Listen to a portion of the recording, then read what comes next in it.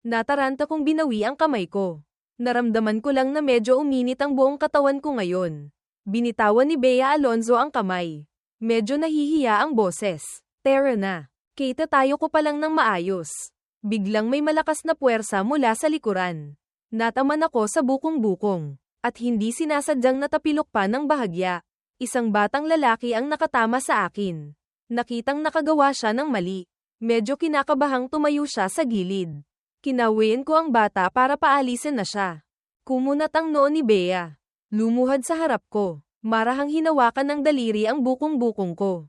Natapilok na. Walang pag-aalinlangan si Bea. Inangat niya ang braso ko at ipinatong sa balikat niya. Ay nalalayan ang baywang ko. At tinulungan akong maglakad paabante. Pagdating sa pinto ng kwarto ko, saka ko lang nalaman na nasa kuya ko pala ang keycard. Nag-alinlangan lang sandali si Bea. Tapos dinala niya ako sa kwarto niya. Beep, sound. Bumukas ang pinto ng kwarto. Ay nalalayan ako ni Bea papunta sa kama. Inilibot ni Daniel, dating Giang THN, ang tingin sa kwarto. Nakapagpalit na si Bea ng damit. Nakasuot ng pang-araw-araw na damit. Wala na kay Bea ang karaniwang malamig niyang aura. Nagkaroon ng kaunting dating ng pangkaraniwang buhay. Lumapit siya sa tabi ng kama. Lumuhad. Iniabot ang kamay at hinawakan ang bukong-bukong ko. Dumampi ang mainit na palad ni Bea sa bukong-bukong ko. Automatiko akong umurong. Pero sa susunod na segundo ay mahigpit niya itong hinawakan. Huwag kang gagalaw. Titingnan ko. Naramdaman ko ang mainit na kamay ni Bea na paulit-ulit na pinipisil ang bukong-bukong ko. Okay lang ako. Konting tapilok lang. Hindi masa, Aray. Dahan-dahan lang. Narinig ang mahinang tawa. Pakiramdam ko na sampal ako sa mukha. Lalong namula ang tenga ko. Simpleng tiningnan ako ni Bea. Nalamang bahagya lang ang pagkatapilok. Nakahinga siya ng maluwag. Kumuha si Bea ng isang bote ng haplas, linimento, diyuhongho. Nagbuhos sa palad. Kinuskus para uminit. Sa kamarahang ipinahid sa bukong-bukong ko. May mainit na pakiramdam na gumapang mula sa bukong-bukong ko. Unti-unting nabawasan ang sakit. Yumuko ako at tiningnan si Bea na seryosong naglalagay ng haplas sa akin. May sumibol na tamis sa puso ko. Biglang tumingala si Bea. Nagtama ang mga mata namin. Medyo nahiya ako. Akmang magsasalita nang biglang uminit ang labi ko. Boom! Nawalan ng laman ang isip ko. Bahagyang nakaawang ang mga labi kong nahalikan. Nahimasmasan si Bea. Agad na mula ang pisngi niya. Sorry. Ang unang halik ay nawala ng ganoon na lang. Naguguluhan ang isip ko kaya hindi ko alam ang susunod na gagawin. Nakita ni Bea na matagal akong hindi nagsasalita. Akala niya galit ako sa kanya. Tiningnan niya ako. Puno ng pagsisising nagsabi, sorry. Okay lang ako kanina. Hindi mo kailangang mag-sorry. Nagkaroon ng kislap ang mga mata ni Bea. Hindi ka galit. Medyo hindi natural akong nagsalita. Hindi galit. Hindi lang ako handa. Hinalikan mo na agad ako. Bihirang lumitaw ang tulalang ekspresyon sa mukha ni Bea sandali. Pagkatapos ay lalong nagliwanag ang mga mata niya. Kung gayon, kapag handa ka na, pwede ba kitang halikan ulit? Namula ng husto ang tenga ko. Tumingin si Bea sa mga mata ko. Daniel, sagutin mo ako. Kailangan ko ang sagot mo. Umalingaw-ngaw sa tainga ko ang malinaw at mapang-akit niyang boses. Lumunok ako ng 2 beses. Matagal bago ako mahinang oo, HMM. Ngumiti si Bea, maningning na parang sandaang bulaklak na sabay-sabay na mukadkad. Kung gayon, handa ka na ba ngayon? Gusto kitang halikan. Iniabot ko ang kamay ko at itinulak ang mukha ni Bea na papalapit. Hindi pwede. Natataranta kong inilibot ang tingin ko kung saan-saan. Nakapaskil pa rin ang ngiti sa mukha ni Bea. Sorry, masyado akong nagmadali. Pagkasabi nyon, tumalikod si Bea at pumasok sa banyo para maghugas ng kamay. Nakahinga ako ng maluwag. Lihim na hinawakan ang labi kong kahahalik lang. Pagkatapos ng halik kanina, naging medyo malabo, ambiguous ang atmosfera sa kwarto. Lalo na ngayon, nakasuot pa ako ng bathrobe na nakaupo sa kama sa kwarto ni Bea. Nahanap ni Enrique Hill, dating Giang Ikduang, ang keycard. Hinayla si Joshua Alonzo, dating Bok Duty, paakyat sa 8 palapag. Pero nakita nilang walang tao sa labas ng kwarto ko. Sa halip, bukas ang pinto ng kwarto ni Bea sa tapat. Sumilip sila sa loob at nakita akong nakaupo sa sofa sa kwarto ni Bea. nanunood ng TV, habang si Bea naman ay nakaupo sa gilid. Bihis na bihis, nagtatrabaho sa laptop. Nagkatinginan sina Enrique at Joshua. Tahimik na umalis. Siguro dahil sa pagligo sa hot spring. Pagpikit ko pa lang, nakatulog na ako agad. Tinapos ni Bea ang trabaho. Tumingala at nakita akong natutulog. Inilapag niya ang laptop mula sa kondongan niya papunta sa coffee table. Tapos marahang isinara ang pinto ng kwarto. Bumalik sa tabi ng sofa at kinumutan ako. Nang akmang aalis na si Bea, bigla kong hinawakan ang kamay niya. Akala ni Bea gising na ako. Pero paglingon niya, nakita niyang nakapikit pa rin ako. Sinubukan ni Bea na hilahin ang kamay niya. Nang makitang hindi niya ito mabawi, isang ngiti ang sumilay sa gilid ng labi niya. Humiga si Bea sa tabi ko nang nakadamit pa rin. Pagkagising ko, madilim ang kwarto. Umupo ako. Akala ko nakabalik na ako sa kwarto ko.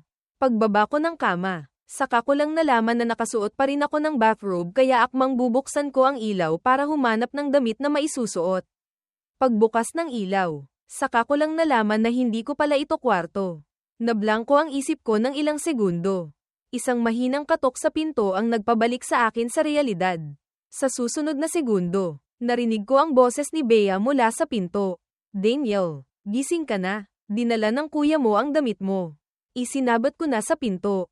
Kunin mo para makapagpalit ka na at kumain. Pagkatapos kong magpalit ng damit, binuksan ko ang pinto palabas. Paglabas ko pa lang, naamoy ko na ang bango ng pagkain. Agad kong naramdaman na kaya kong kumain ng isang buong baka.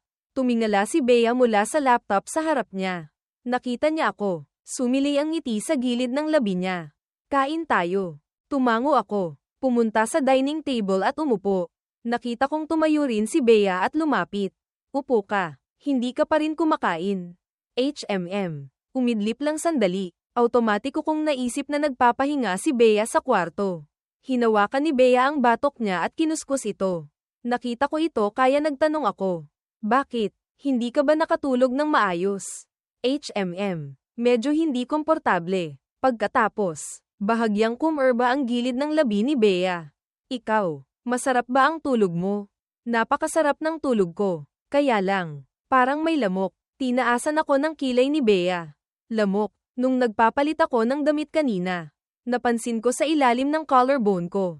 May ilang pulahang marka na parang kagat ng lamok. Pero parang hindi naman makati. Siguro na naginip lang akong kinagat ng lamok. Iwinagayway ko ang kamay ko nang walang pakialam. Walang kahit anong pagdududa kay Bea. Hindi ko rin napansin ang makahulugang tingin ni Bea. Pagkatapos kumain, kinuha ko ang keycard at bumalik sa kwarto ko. Pinanood ako ni Bea na bumalik sa kwarto bago isinara ang pinto. Dahil nakatulog ako kanina, gising na gising ako. Nakaupo ako sa tabi ng kama. Nag-cellphone, nang biglang may kumatok sa pinto. Kuya, Joshua, bakit hindi pa kayo tulog? Tumagilid ako para papasukin silang dalawa. Tinaasan ako ng kilay ni Joshua. Daniel, hindi ka pa rin naman tulog ah. Napatigil ako. Pakiramdam ko, ang sinabi ni Joshua ay medyo malabo, may ibang kahulugan. Naisip ko na si Enrique ang nagdala ng damit ko.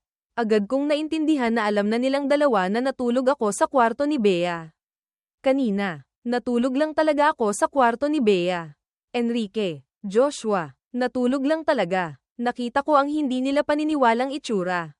Medyo nataranta ako. Totoo, nakatulog lang talaga ako. Sige na, naniniwala na kami. Tutal, kayo rin naman ni Bea ang magkakatuluyan sa huli. Gusto kong magpaliwanag pero hindi ko alam ang sasabihin. Inakbayan ako ni Kuya. Okay na, naniniwala na talaga kami sa'yo.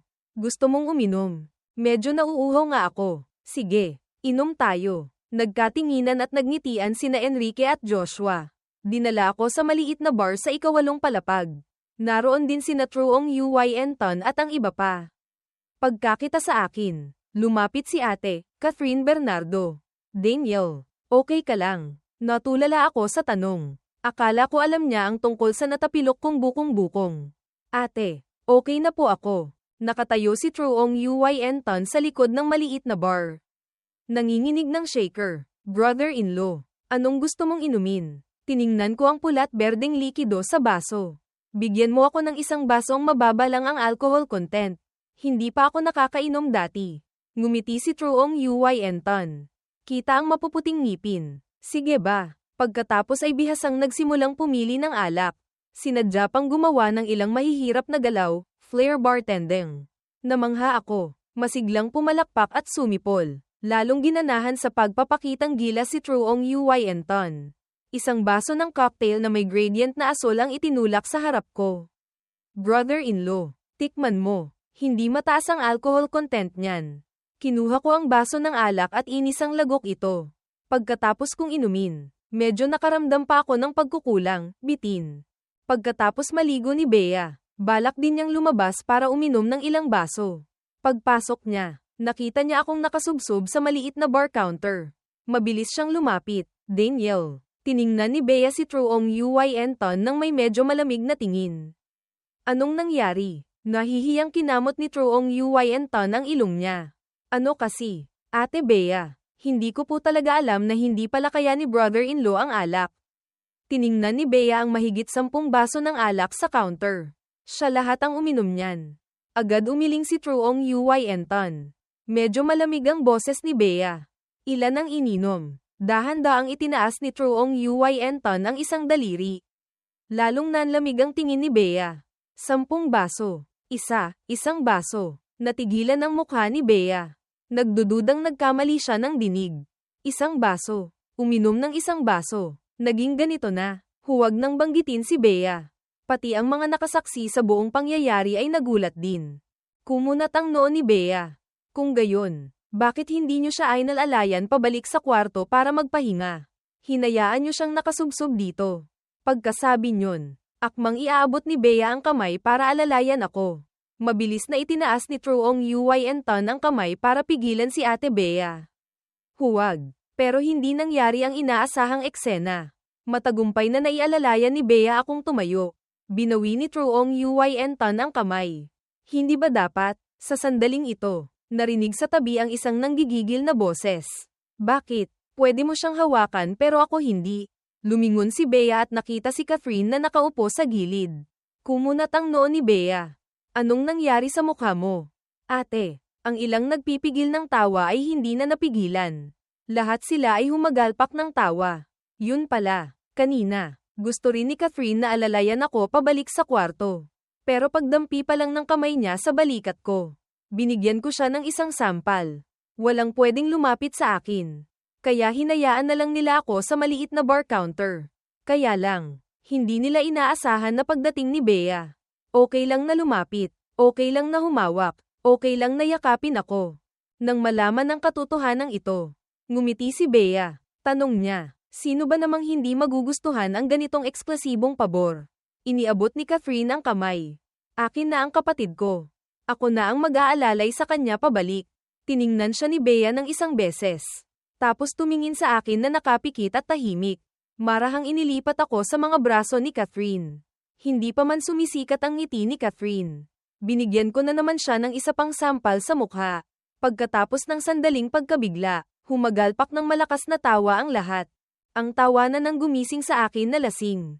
Pagmulat ko pa lang ng mata, nakita ko ang malamig at magandang mukha ni Bea. Pagkatapos ay ngumiti rin ako. Iniabot ang kamay at hinawakan ang pisngi ni Bea. Bea, ang ganda mo. Daniel, be good. Ihahatid kita. Hindi pa tapos magsalita si Bea. Hinalikan ko na ang mapula at kaakit-akit niyang mga labi. Hehe, nahalikan na. Umalingaw-ngaw ang lasing kong boses. Agad na natahimik ang maliit na bar. Natigilan sandali si Bea. Napahigpit ang labi. Tumingala. Walang ekspresyon ang mukha. Ihahatid ko na si Daniel sa kwarto niya. Pagkasabi niyon, hindi na nagbigay ng pagkakataon sa iba na magsalita. Ainalalayan niya akong umalis mula sa maliit na bar. Pagkatapos makarating sa kwarto ko, hindi agad umalis si Bea. Naalala ang halik kanina. Bahagyang umangat ang gilid ng labi ni Bea. Napunta ang tingin niya sa manipis kong mga labi. Dahan-daang yumuko si Bea. Nang 1 sentimetro na lang ang layo ng mga labi namin. Huminto siya. Naghalo ang aming mga hininga. Ang malinis na amoy ng pine kasama ang bahagyang amoy ng alak ay medyo nakahilo rin kay Bea. Sige na nga, palalagpasin kita ngayon. Katatapos lang sabihin ni Bea na palalagpasin niya ako. Bigla akong sumugod. Nagdikit muli ang mga labi namin. May kung anong dumaan sa ilalim ng mga mata ni Bea. Sa pagkakataong ito, hindi na siya nagpigil pa. Humalik ng masidhi. Nanaginip akong gumugulong sa mga ulap. Biglang may isang walang modong ibon na dumating para manggulo kaya sinampal ko ito palayo. Sobrang nasiyahan ako sa pagsampal. Pagkatapos ay nakita kong dumating si Bea. Nakaputi siyang kasuotan. Tila isang diwata. Natulala ako sa pagtingin sa kanya. Iniabot ni Bea ang kamay at niyakap ako. Hindi ako pumalag. Pero biglang may dumating na iba. Gustong agawin ako mula sa yakap ni Bea. Hindi ako nag-isip. Diretsyong binigyan ko siya ng isang sampal. Tumalsik yung tao. Naramdaman kong napakasaya ko. Diretsyong lumingon ako at hinalikan si Bea. Ang mga sumunod na pangyayari ay hindi ko na maalala ng malinaw. Nang magkamalay ako, medyo nahihirapan akong huminga. Umungol ako ng bahagya dahil sa discomfort. Sumunod, umalingaw-ngaw ang boses ni Bea sa tainga ko. Huminga ka, tanga. Sumunod ako at huminga. Pero muli na namang inagaw ang hininga ko. Malabo ang isip. Iminulat ko ang mata at nakita kong hinahalikan ako ni Bea. Si Bea pala ang humahalik sa akin. Mabuti naman kung ganun. Mabuti at hindi iba. Pagkatapos noon, tuluyan na akong nawalan ng malay. Medyo mapusok ang paghalik ni Bea. Natapos lang ito nang mapansin niyang nakatulog na ako. Natawa si Bea. Hindi inaasahang nakatulog pala ako. Marahang dumampi ang maputi at makinis niyang daliri sa labi ko. Pinipigilan ang pagnanasang humalik muli. Hinayla ni Bea ang kumot para takpan ako. Tumayo at mabilis na lumabas ng kwarto. Kumalma muna siya sandali sa labas. Pagbukas pa lang ng pinto, ilang anino ang gamulong papasok halatang sina Catherine at ang iba pa na nakikinig sa labas. Napunta ang tingin ni Catherine sa halatang namumula at namamaga, medyo, nalabi ni Bea. Ikaw, Bea, hinalikan mo ang kapatid ko. Kalmado ang mukha ni Bea. Si Daniel ang nauna. Walang hiya, Bea. Hindi ko inaasahan na ganyan ka pala. Sinamantala mo ang pagkalasing ng kapatid ko. Hindi nagbago ang mukha ni Bea.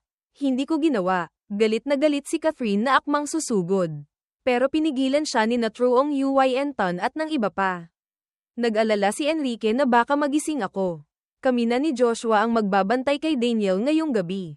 Kahit saan kayo pumunta, huwag na kayo dito. Pagkasabi nyon, isinara ni Enrique ang pinto. Nagkatinginan sina Catherine at ang iba pa na nakatayo sa hallway.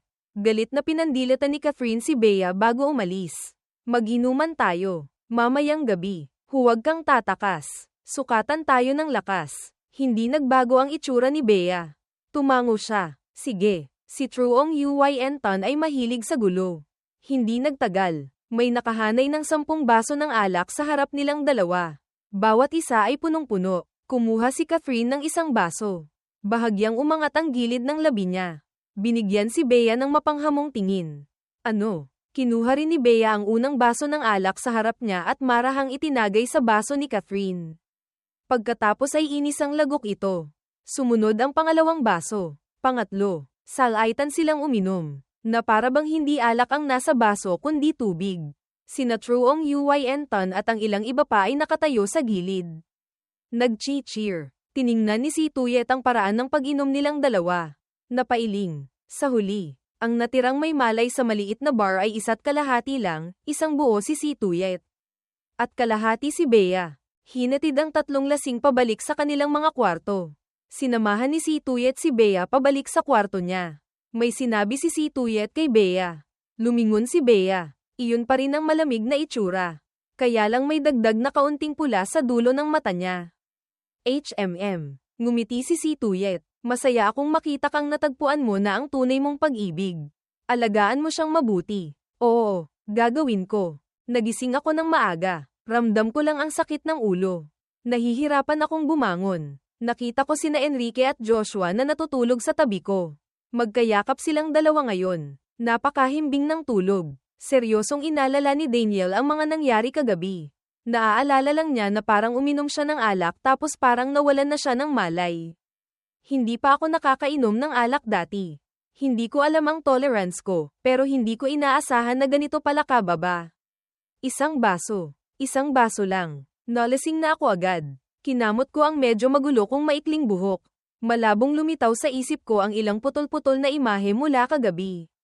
Parang noong lasing ako, may nasampal ako. Kung sino, hindi ko maalala. Nagmamadali akong lumingon para tingnan ang dalawang natutulog sa tabi ko. Walang marka ng sampal sa mukha nila. Kung gayon, siguro hindi sina Enrique at Joshua ang nasampal ko. Lihim akong nakahinga ng maluwag. Sinubukan ko ulit alalahanin. Tapos naalala ko yung panaginip at yung imahe na ako ang humalik kay Bea habang malabo ang isip. Hindi kaya, hinalikan ko nga talaga si Bea. Daniel, anong binubulong-bulong mo dyan? Paglingon ko, nasalubong ko ang inaantok na mga mata ni Joshua. Medyo nahiya ako. Wala, matulog ka pa. Hindi na nagpakipot si Joshua. Yumuko nga ulit at natulog. Bumaba ako ng kama at nagsimulang maghilamos. Habang naghihilamos, napansin kong medyo maga ang bibig ko.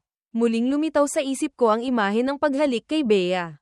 Hinalikan ko nga ba talaga si Bea?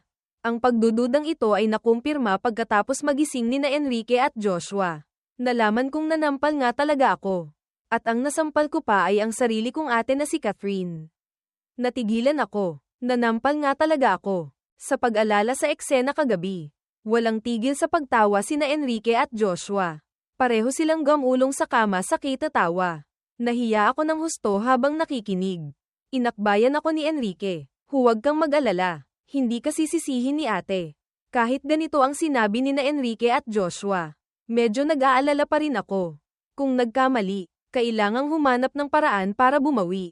Nagpa siya akong humiram ng kusina sa ikawalong palapag para gumawa ng kaunting pagkain para kay Catherine. Bilang paghingi ng tawad kay Catherine. Pagkatapos kong magluto, lumabas ako pero wala akong nakitang kahit sino sa ikawalong palapag. Habang nagtataka ako, lumabas si Tuyet. Hinanap niyo ba sina Catherine at Bea?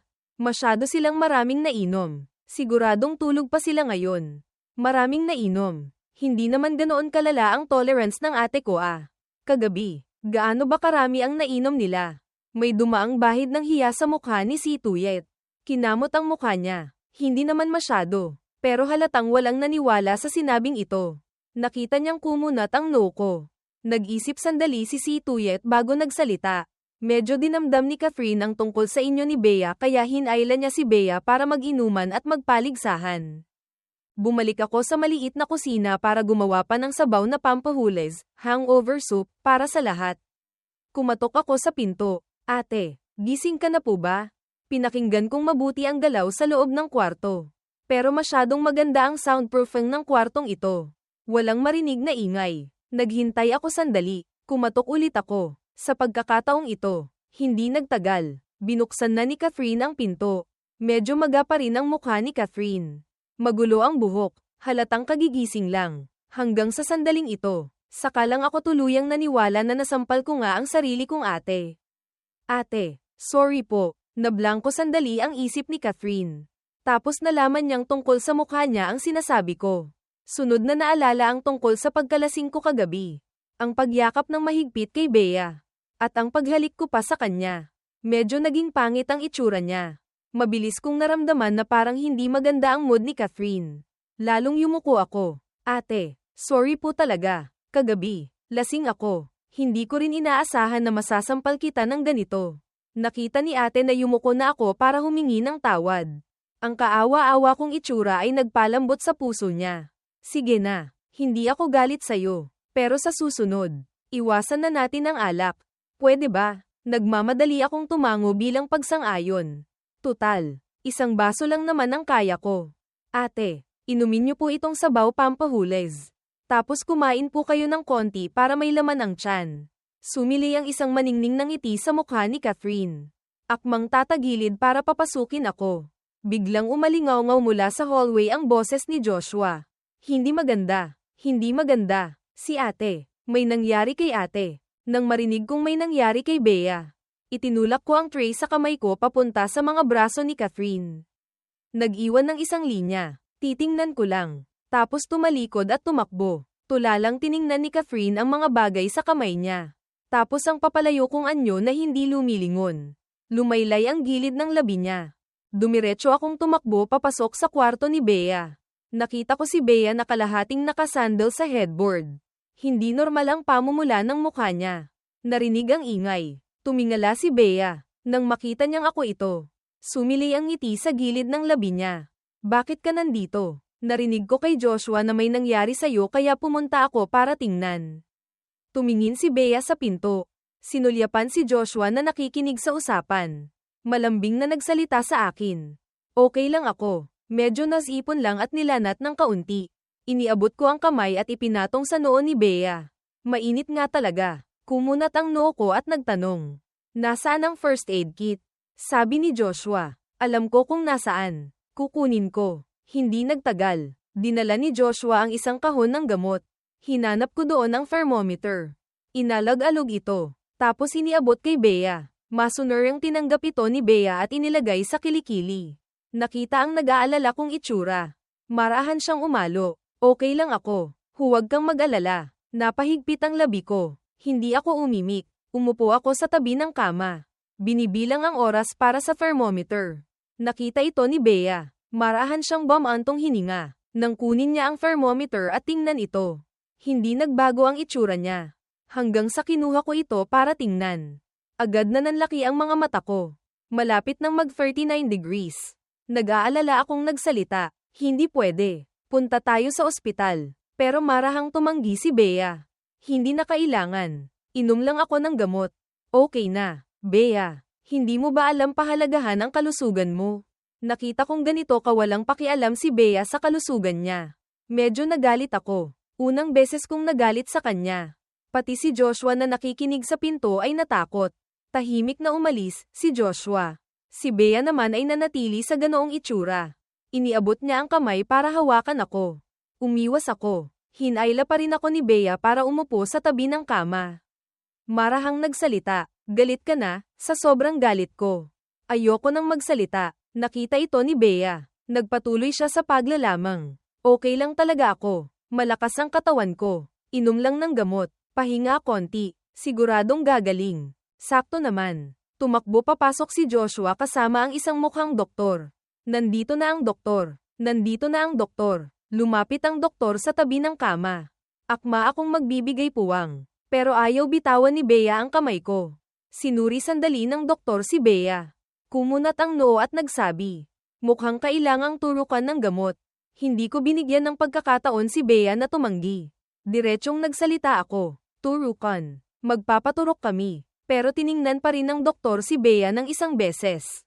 Nakita niyang tumango ito. Kumuha ang doktor ng gamit pang iniksyon mula sa dala niyang kahon. Nakita kong hindi pa rin binibitawan ni Bea ang kamay ko kaya nagsalita ako. Bitawan mo na ang kamay ko. Nakangiti ang mukha ni Bea pero hindi pa rin binitawan ang kamay ko. Bea, bitawan mo na ang kamay ko. Sinadyang magtanong ni Bea. Bakit? Magpapaturok ako. Dito ka lang manood. Ang totoo, gusto kong sabihin na kapag tinurukan ka, kailangang habarin ang pantalon. Gusto mo bang manood ako dito? Bilang resulta, inihanda ng doktor ang hiringilya. Hinayla pataas ang manggas ni Bea. Itinurok sa braso. Mabilis lang natapos. Pagkatapos magturok, nagbilin pa ang doktor ng ilang dapat tandaan. Tapos akmang aalis na. Bago umalis, nagdagdag pa ng isang pangungusap ang doktor. Ang totoo, ang gamot pampababa ng lagnat ay hindi naman kailangang sa puwet iturok. Pagkasabi nyon, mabilis na umalis ang doktor. Naiwan lang akong nakaupo sa tabi ng kama. Pulang-pula ang mukha. Gustong umalis pero hawak ni Bea ang palso ko. Gustong takpan ang mukha. Pero hawak pa rin ni Bea ang palso ko. Pagkatapos ng turok, gumaan na ba ang pakiramdam mo?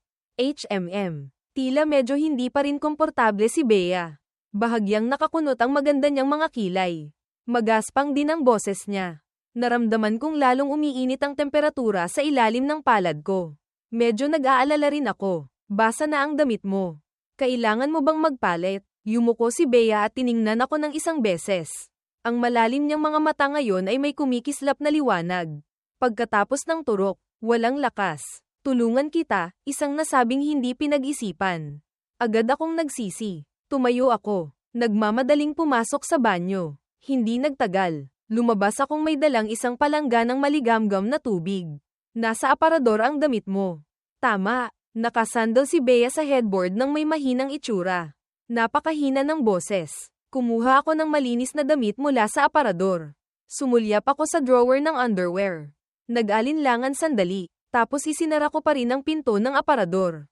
Hinintay kong maghubad si Bea. Pero wala siyang kahit anong balak na kumilos. Hindi ka ba magpapalit ng damit? Walang lakas ang kamay. Nag-alinlangan ako ng ilang segundo. Umupo sa tabi ni Bea. Dumampi ang daliri ko sa butones ng pantulog niya. Sa huli, biglang may naisip. Sabi ko, tawagin ko na lang kaya ang best friend mo dito. Pero nagpakita ng pagkadismaya si Bea at sinabi, mukhang may kaunti na akong lakas. Kaya ko nang magpalit mag-isa. Nagmamadali akong tumakbo palabas. Sa labas, wala ang anino ni Joshua. Naisip kong siguradong hindi pa kumakain si Bea kaya pumunta ulit ako sa maliit na kusina. Pagkatapos magpunas ni Bea, tahimik siyang humiga sa kama. Inaantok na siya kaya ipinikit niya ang mga mata para hayaang dalawin ng antok. Kaya lang, kakatulog pa lang niya. Nakarinig siya ng ingay sa labas kaya dahan-dahan siyang nagmulat ng mata. Pumasok akong may dalang tray. Kalahating nakasandal si Bea sa headboard. Akala ko hindi mo na ako papansinin. Daniel, gumawa lang ako ng kaunting pagkain para sa'yo. Siguradong hindi ka pa kumakain. Di ba? HMM. Walang gana. Ito ang totoo. Hindi madalas magkasakit si Bea. Pero ngayon, wala talaga siyang kahit anong ganang kumain. Naiilang kong tiningnan ang inihandang mangkok ng lugaw. Kain ka na lang ng konti. Hindi nagsalita si Bea. Nakatitig lang sa akin. Nag-alinlangan ako sandali. Susubuan kita. Biglang sumili ang ngiti sa gilid ng labi ni Bea. Kung gayon, abala na sa Daniel ko. Medyo nahiya ako sa sinabi niya. Binuhat ko ang mangkok ng lugaw. Sumandok ng isang kutsara. Marahang hinaypan. Tapos iniabot sa bibig ni Bea. Halos walang pag-aalinlangang ibinuka ni Bea ang bibig para kumain. Nakitang maayos pa naman ang gana niya. Sumandok ulit ako ng isang kutsara. Hinaypan. At iniabot sa bibig niya. Ganoon lang. Kutsara kada kutsara. Naubos ang isang mangkok ng lugaw. Gusto mo pa ba ng konti? Marahang umiling si Bea. Tumango ako. Hindi pinilit. Inilagay ang walang laman na mangkok sa gilid. Matulog ka muna sandali. Kanina, mukhang inaantok ka na. Kapag natulog ako, aalis ka ba? Natigilan si Daniel. Nakita ni Bea ang pag-aalinlangan ko. Yumuko siya. Casual ang tono. Okay lang. Inalagaan mo ako kalahating araw. Napagod ka na rin. Magpahinga ka na. Okay lang ako. Tiningnan ko ang mukha niyang mapatla pa rin. Lamambat ang puso ko. Hindi ako aalis. Dito lang ako sa tabi mo. Hindi rin ako mapanatag na iwan kang mag-isa sa kwarto. Kakain lang ako tapos babalik ako. Pwede ba? Sige, bilisan mo na. Dala ko ang tray palabas para kumain. Abala ako buong umaga. Hindi pa ako kumakain. Ang iba ay kumakain na rin sa dining room ngayon. Pagkakita sa akin sa pinto, lahat sila ay tumingala papunta sa pinto. Tumingin sina Enrique at Joshua sa likuran ko. Hindi nakita ang anino ni Bea. Daniel, nasaan si ate? Nagsalita ako. Si ate. Pagkatapos kumain, natulog na. Kung gayon, okay na ba siya? Umiling ako. Mas maayos na. Mamaya, pagkatapos kong kumain, titingnan ko ulit. Nang marinig na balak ko pang tingnan mamaya, medyo hindi natuwa si Catherine. Nag-isip siya sandali tapos nagsalita. Daniel, malakas ang katawan ni Bea. Lagi siyang nag-eehersisyo. Primera klase ang pangangatawan niya. Isang maliit na sipon lang yan. Walang mangyayari dyan. 2 binata't dalaga. Hindi maganda para sa kanya. Para sa reputasyon mo. Alam kong tama si ate pero hindi ko pa rin mapigil ang mag-alala. Lalo na kanina. Umabot ng 39 degrees ang lagnat ni Bea. Talagang hindi ako mapanatag. Balak kong itago kay ate. Mamaya, lihim akong pupunta para alagaan si Bea. Sa labas, pumayag ako. Pagkatapos kumain, sinabi kong medyo hindi rin maganda ang pakiramdam ko kaya babalik na ako sa kwarto ko. Ang iba ay may kanya-kanya ring lakad.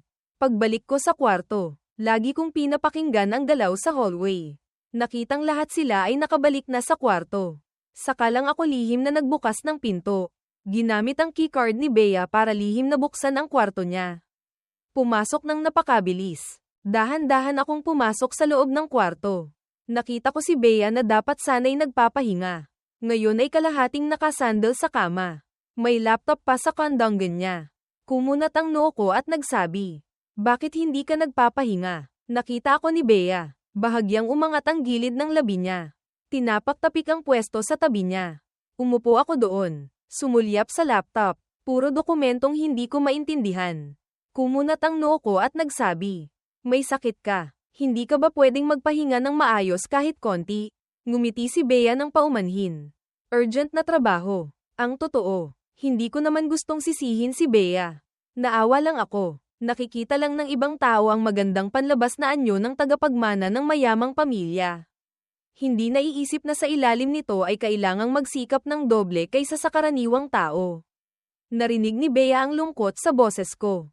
Isinantabi niya ang laptop, niyakap ang braso ko at sumandal dito. Tinitigan ako ng isang pares ng nagniningning na mga mata. Agad akong lamambat. Okay lang ako. Nag-e-emote lang ng konti. Sige na, magtrabaho ka na. Pero bibigyan lang kita ng kalahating oras. Okay. Kinuha ulit ni Bea ang laptop at nagsimulang magtrabaho. Ako naman ay tahimik na nakaupo sa tabi niya. Wala pang kalahating oras. Natapos na ni Bea ang trabaho. Agad kong kinuha ang computer. Diretsyong pinahiga si Bea sa kama. Kinuha ko ang temperatura ni Bea. Bumaba na sa 38 degrees. Mukhang umepekto na ang gamot pampababa ng lagnat. Magpahinga ka na. Dito lang ako sa tabi mo. Huwag kang mag-alala. Hindi ako aalis. Hindi nagsalita si Bea. Pero ang nakaangat niyang gilid ng labi ay nagpapakita ng magandang mood. Dahan-daang ipinikit ni Bea ang mga mata niya. Hindi nagtagal. Nakatulog na siya. Kinumutan ko si Bea. Umupo sa tabi ng kama. Isang kamay ang nakasuporta sa baba ko. Hindi kumukurap na tinitingnan si Bea na natutulog. Si Bea kapag tulog ay mas malambing tingnan kaysa kapag gising. Unti-unting sinuri ng tingin ko ang mga mata at kilay ni Bea. Habang tinitingnan, lalong gumaganda. Tingin ako ng tingin. Napasubsob na naman ako sa tabi ng kama at nakatulog. Pagkatapos kong makatulog ng mahimbing, dahan-daang nagmulat ng mata si Bea. Sa pagkakataong ito ng paggising, ginaising ako ng init. Pagmulat ko pa lang ng mata, nakita ko ang isang sexing leeg. Ang may-ari nito ay tila medyo mainit.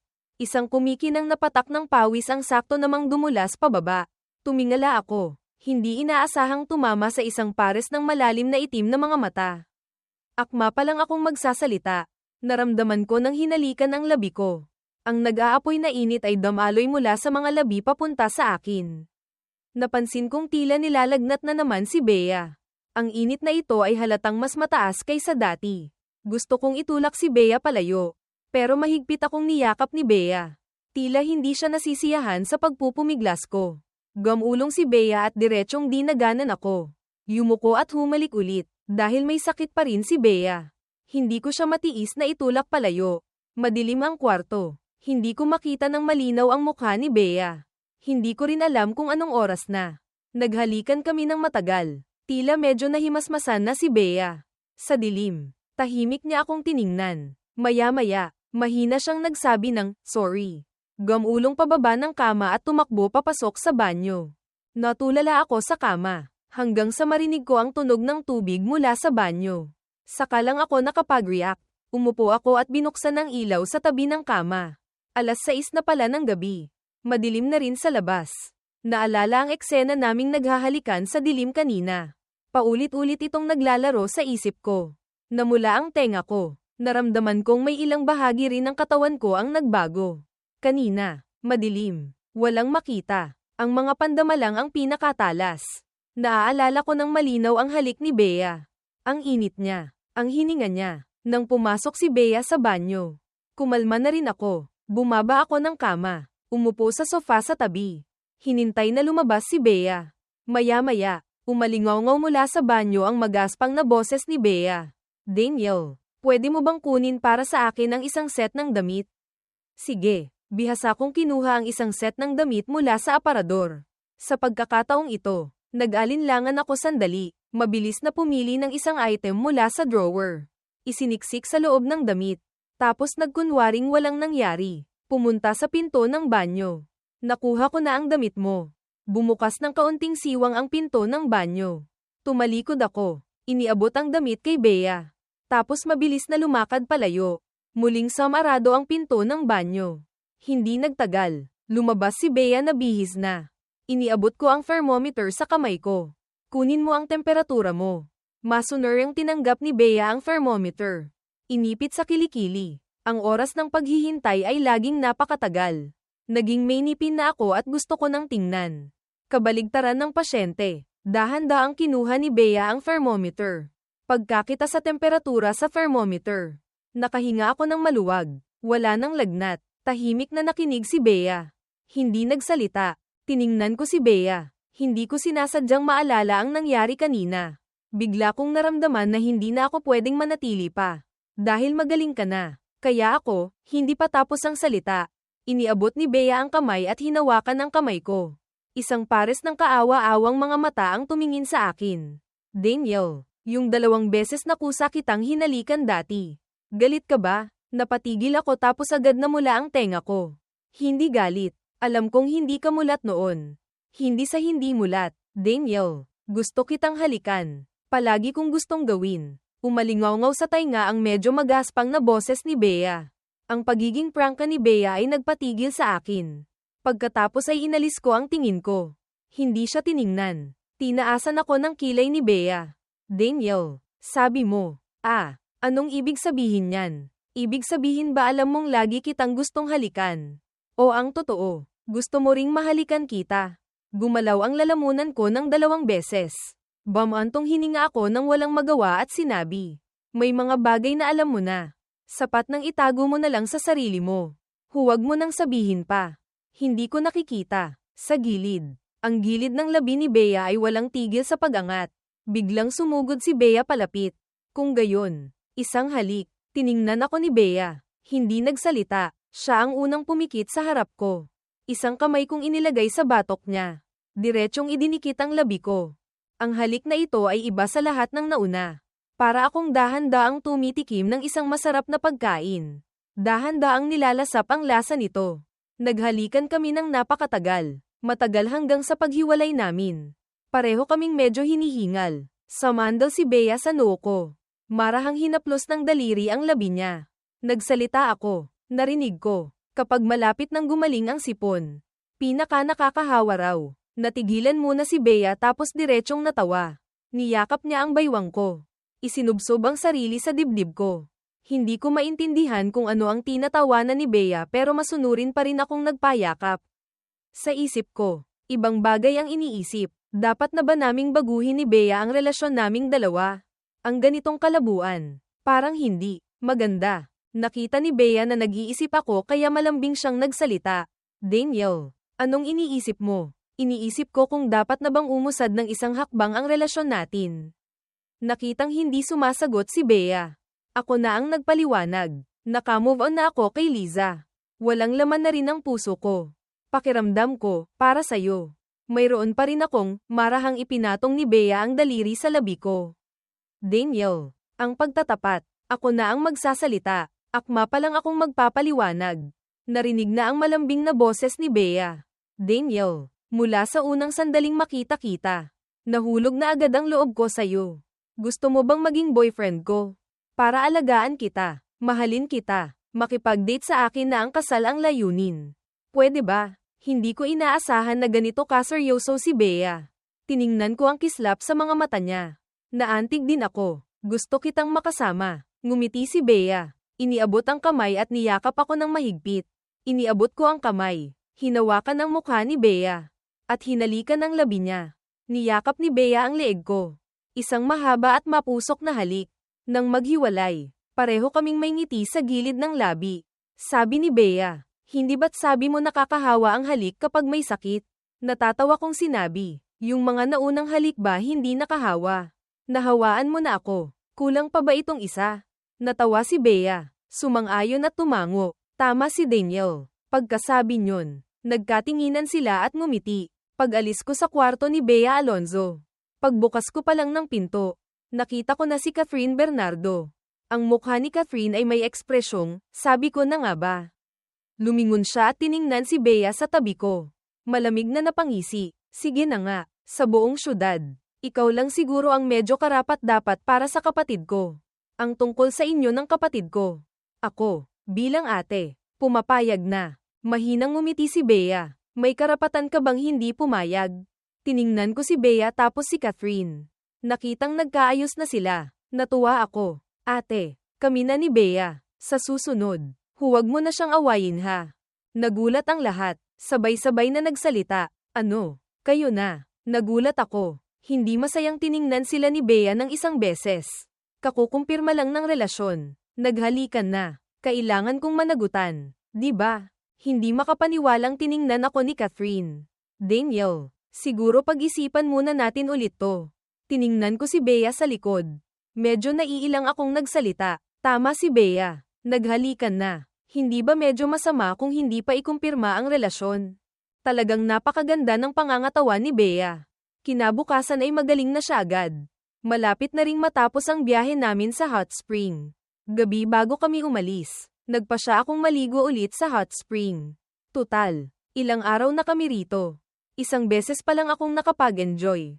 Malawak ang pool. Ako lang ang nandito. Parang naka-private booking. Komportable akong sumandal sa gilid ng pool.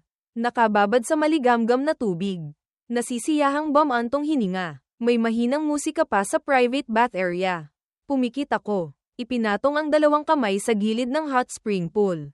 Marahang tumatapik ang mga daliri kasabay ng ritmo. Dahil masyadong na-enjoy ang pagligo. Hindi ko napansin na may pumasok na pala sa private bath area at dahan-daang lumapit sa hot spring pool. Sa manipis na ulap ng singaw, malabong lumitaw ang isang balingkinitang anyo. Tahimik na bumaba sa tubig ang taong iyon. Narinig ko ang ingay. Automatikong lumingon ako pero wala akong nakitang tao. Nagtataka akong lumingon pabalik, pero maya-maya lang, muling may narinig na ingay sa likuran. Lumingon ulit ako pero wala pa ring tao. Sa pangatlong beses na makarinig ako ng ingay sa likod. Hindi na ako agad lumingon. Tahimik akong naghintay sandali bago biglang lumingon. Ay, napamura ako. Automatikong umatras ng isang hakbang. Bilang resulta, nawalan ako ng balanse at muntik nang mahulog sa tubig. Bigla kong naramdaman na may humawak sa braso ko na isang malambot na kamay. Nakatayo si Bea sa likuran ko. Nakayakap sa baywang ko. Kumurap-kurap si Daniel habang nakatingin sa kanya.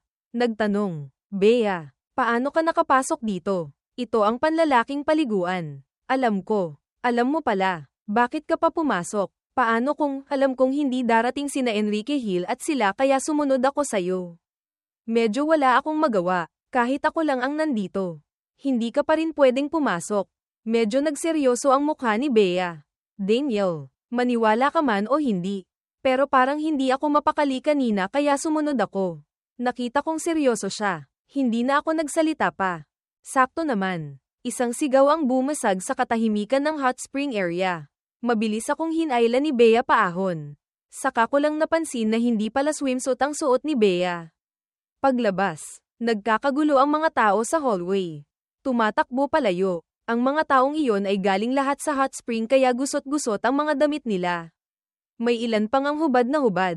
Hindi kalayuan. May isang babaeng galit na may hawak na fruit knife. Nananakit. Si Isabel ang may-ari ng hot spring resort na ito. Nang marinig na may nangyaring pananaksak sa hot spring, agad siyang nagdala ng mga security guard. Nakitang dumating na si Isabel kasama ang mga tauhan. Hindi na nakialam pa si Bea. Hinayla niya ako para umalis na sana. Biglang may lumitaw na isa pang babae sa tabi na may hawak na kutsilyo. Mabilis ang reaksyon ni Bea. Isang paikat na sipa ang nagpatambo sa babae sa sahig. Nag-aalala ko siyang tiningnan. Okay ka lang ba? Dapat ako ang gumawa niyan. Paano kung nasaktan ka? Ngumiti si Bea. Daniel, nag-aalala ka ba sa akin? May black belt ako sa taekwondo. Okay lang ako. Huwag kang mag-alala. Pinandilatan ko siya. Lumapit si Isabel kasama ang mga security guard para atali ang mga nanakit. Naging seryoso ang mukha ni Bea. Naimbestigahan na ba? Paano nakapasok ang dalawang ito? Pagdating sa usapang ito, naging seryoso rin ang mukha ni Isabel. Tinutulungan ni Chloe sa pagtatanong. Naniniwala akong malalaman din agad ang resulta. Alam niyang maayos niya ito ng maayos. Kaya akma na kaming aakyat ni Bea pabalik sa kwarto. Si Joshua Alonzo at si Enrique. Nalaman ang tungkol sa pananaksak sa ibaba. Akmang bababa para tingnan. Pagbukas pa lang ng elevator, nakita nila kami ni Bea. Ikinwento sa kanila ni Bea ang sitwasyon sa ibaba. Saka lang sila nakahinga ng maluwag. Biglang sumigaw si Joshua. Nako, Daniel, bakit may dugo sa damit mo? Napunta ang tingin ng lahat sa akin. Akma ko palang ipapaliwanag na hindi iyon dugo ko. Hinayla na ako ni Bea palayo pabalik sa kwarto. Pinahiga ako ni Bea sa kama. Siya mismo ang sumuri sa akin. Sa pinto, si Ate Catherine, dahil nag-aalala sa kalagayan ko kaya hindi umalis. Nakitang lumabas kami ni Bea. Nag-aalalang nagtanong si Catherine. Kumusta? Nasaktan ka ba? Wala akong magawang nagsalita. Ate, huwag kang mag-alala. Okay lang ako. Hindi ko dugo yun. Siguro nadikitan lang ako kanina. Mabuti naman kung ganun. Dahil may nangyaring ganito dito. Mas mabuti pang umuwi na tayo ng maaga. Pinag-usapan ng lahat. Mukhang maganda ang ideya kaya inayos na nila ang mga gamit at umalis agad. Sina Chloe at Sofia ay nanatili sa Hot Spring Resort para tumulong sa pag-aayos ng mga natitirang bagay. Si Isabel at ang iba pa ay mula sa mga maimpluwensyang pamilya. Dagdag pa na si Chloe ay mula sa militar, third generation. Madali lang malaman ang pagkatao ng dalawang baliw na iyon. Sa pamamagitan ng investigasyon, ang dalawang baliw na may hawak na fruit knife na lumitaw sa Hot Spring Resort ay mag-ina pala. Malapit nang malugi ang kumpanya nila. Ang ama ng anak na babae ay naubusan na rin ng pera at tumakas. Desperado na silang dalawa. Nabaliw na rin. Nagkataong nalaman nilang ang lalaking tumakas na may pera ay hindi pa umalis sa mundo kundi kasama ang kabit nito sa Hot Spring Resort ni Isabel. Kaya nag-disguise ang mag-ina at pumasok sa resort. Ang unang biktima ay ang kabit. Pagkatapos malubhang masaktan ang babaeng iyon, bigla na lang nagwala ang mag-ina. Nagsimulang umatake ng walang pinipili sa mga bisita sa Hot Spring Resort. Ang malubhang insidenteng ito ay nagdulot ng malaking pinsala sa Hot Spring Resort ni Isabel. Naramdaman ni Isabel na malas ang resort na nabahira ng dugo. Pagkatapos pag-isipang mabuti, isinara niya ang Hot Spring Resort. Nang malaman ko ang balitang ito, muli akong napahanga. Hindi ko talaga maintindihan ang mundo ng mayayaman. Nang malaman ko ang buong kwento, nakaupo ako sa sofa kasama si Bea Alonzo. Nakahiga si Bea sa kandanggan ko. Tiningnan ko si Bea at nagtanong, Bea, kung may magawa akong mali sa'yo, anong gagawin mo sa akin? May bahagyang ngiti sa gilid ng labi ni Bea. Tumingala siya sa akin. Gusto mong malaman. Natigilan ako at nahihiyang ngumiti. Biglang ayoko nang malaman pa. Mas mabuti pang hindi ko nalang malaman. Automatiko kong naramdaman na medyo mapanganib. Akmang tatakbo pero mahigpit akong niyakap ni Bea sa baywang. Agad akong natakot. Nagmamadaling humingi ng tawad. Sorry, hindi ko dapat tinanong yun. Mahinang tumawa si Bea. Daniel, anong kinakatakot mo sa akin? Nagbibiro akong tumawa. Takot akong balatan mo ako. Umupo si Bea. Humarap sa akin. Hinawakan ng dalawang kamay ang mukha ko. Hindi naman kita babalatan. Pero dahan-dahan kitang kakainin. Kung paano kita kakainin, ako ang magdedesisyon. Iniabot ko ang kamay at tinakpan ang bibig ni Bea. Marahang hinaplos ni Bea ang mukha ko. Malambing na nagsabi, Daniel, hindi kita hahayaang umalis sa tabi ko. Pagkasabi nyon, yumuko si Bea at marahang hinalikan ang bibig ko. Nagsimula na rin akong tumugon kay Bea. Nang makatanggap ng tugon, bahagyang kumerba ang gilid ng labi ni Bea. Pagkatapos ng isang halik, samandal si Bea sa noo ko. Daniel, gustong-gusto kita. Medyo hindi natural akong umubo ng 2 beses. Late na. Umuwi ka na. Tiningnan ako ng malalim ni Bea. Tumango. Sige, uuwi na ako. Ako mismo ang naghatid sa kanya sa pinto. Halatang nasa tapat lang si Bea. Pero parang ayoko pa rin siyang paalisin. Nakitang hawak ko pa rin ang kamay niya at ayaw bitawan. Ngumiti si Bea. Tumingkayad at hinalikan ako sa pisngi. Nagpakita ng masayang ngiti. Good night. Ayoko pa ring bitawan ang kamay niya. Good night. Naglakad si Bea papunta sa hallway. Kinabukasan, pagbaba ko ng hagdan, masigla kong binati sina nanay at ang pamilya. Nakita ng lahat ang maganda kong mood. Nagsalita si tatay. Daniel, mukhang ang saya mo ngayon ah. May espesyal bang araw ngayon? Hindi pa ako nakakapagsalita. Umalingaw-ngaw sa tabi ang kalmadong boses ni Catherine Bernardo. Ngayon pupunta si Daniel sa Fujitech Group para sa interview. Nang banggitin ito ni Catherine, saka lang nakapag-react si tatay. Pinili kong hindi gumamit ng koneksyon. Pumunta ako sa Fujitech Group at sumunod sa normal na proseso.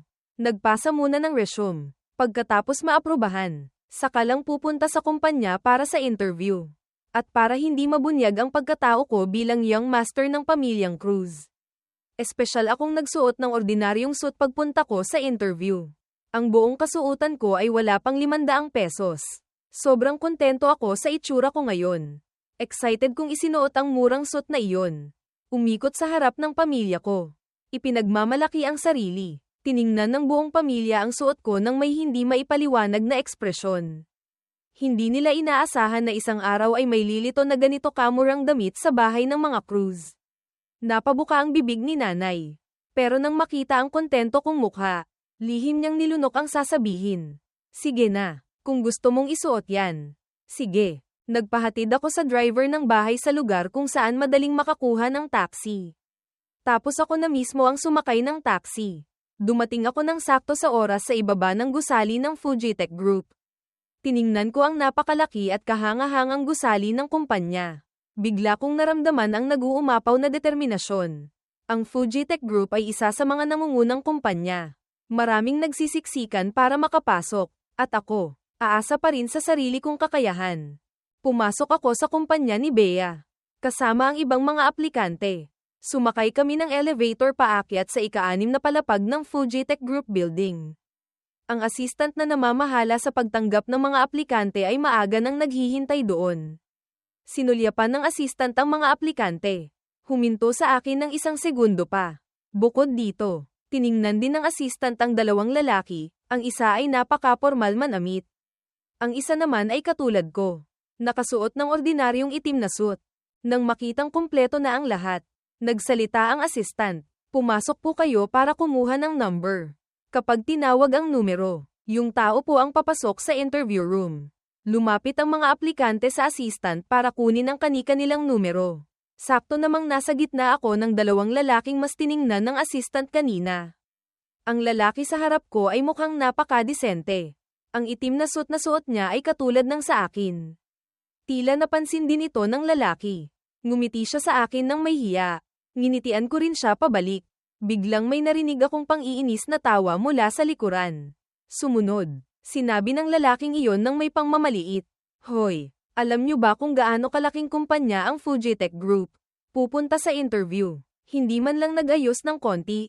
2 nerd. Sabay kaming lumingon ng lalaking iyon para tingnan siya.